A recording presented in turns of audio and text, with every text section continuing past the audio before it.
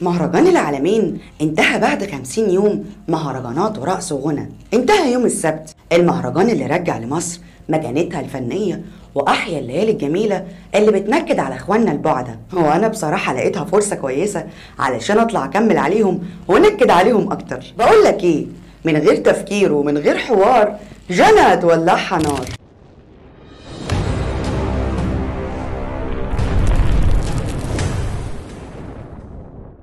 طب من غير لف ولا دوران كده، الإخوان وكل المتشددين والمتطرفين مش بيكرهوا حاجة في حياتهم زي الفن بكل أنواعه.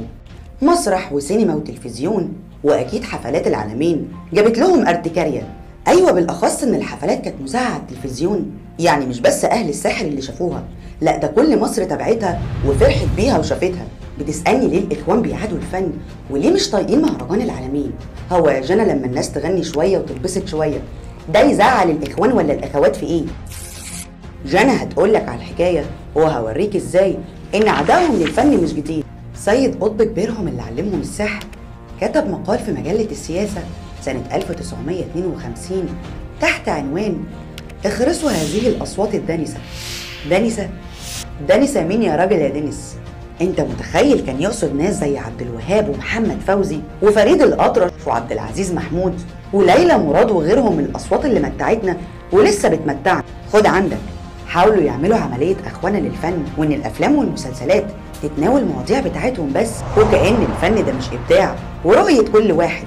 فجابوا مخرج اسمه عز الدين دويدار وخلوه عمل فيلم، فكلهم سقطوا الحمد لله. وبعد ما سقطوا فقرروا انهم يتفرغوا لرفع القواضي على الاعمال الفنيه.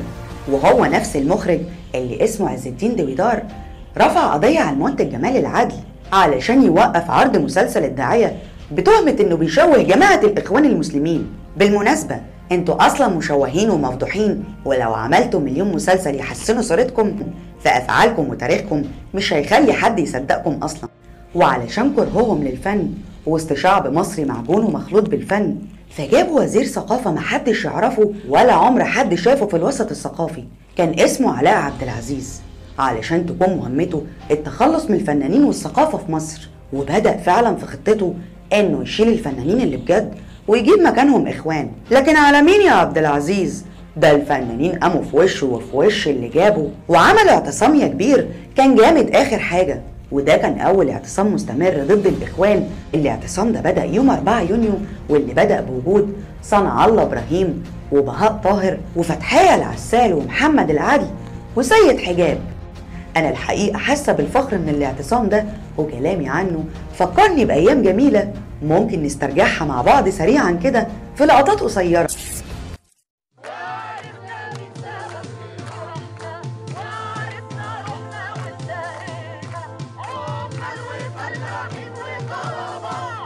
الشارع المؤدي لمقر وزارة الثقافة المصرية بات في عودة عشرات المثقفين المصريين الذين حولوه لساحة إبداع واحتجاج ضد وزير الثقافة علاء عبد العزيز.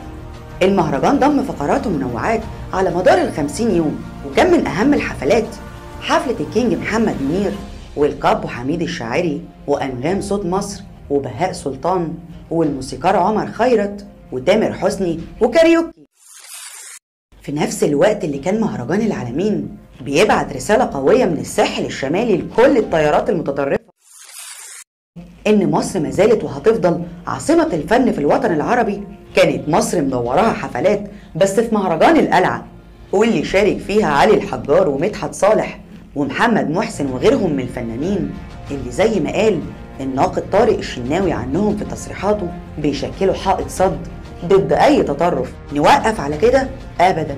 السعودية كمان داخلة على الخط، ومهرجانات وليالي ملاح من العيار التقيل اللي يجيب جلطة لمناهضين الفن. وده كله علشان عملت شوية حفلات بقى من النوع الفاخر.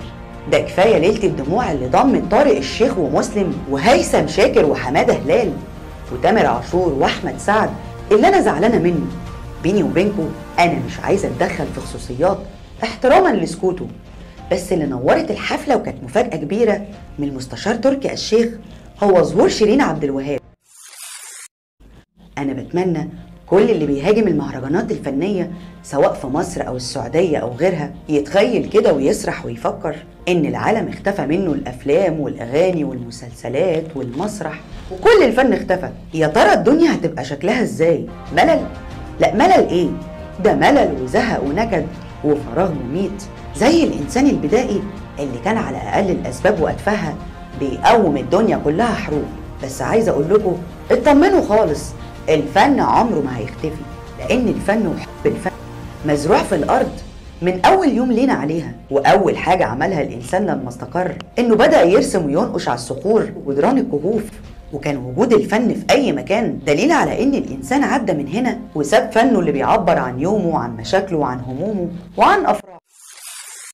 ويا رب كتر من مهرجاناتنا وافلامنا واغانينا، مش بس في مصر والسعوديه، ده احنا عايزينها تلف الوطن العربي كله وما توقفش، علشان نفضل شعوب رايقه وراقيه ونرتقي بالفن، مش بدعاوي التكفير ودعاوي وقف المسلسلات والافلام وغيرها.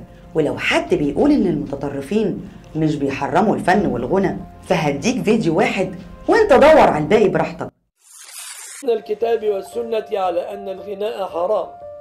أقول وبالله تعالى التوفيق.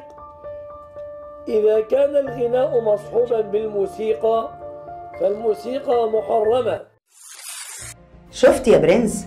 شفت يا هانم؟ هيقعدوا يكرهونا في الفن والفنانين لحد ما نكره عيشتنا، لكن اطمن وما تنساش ان مع كل ترند وفي اي حوار جانا هتولعها نار. واشوفكم في حلقة جديدة وترند جديد وسلام عليكم.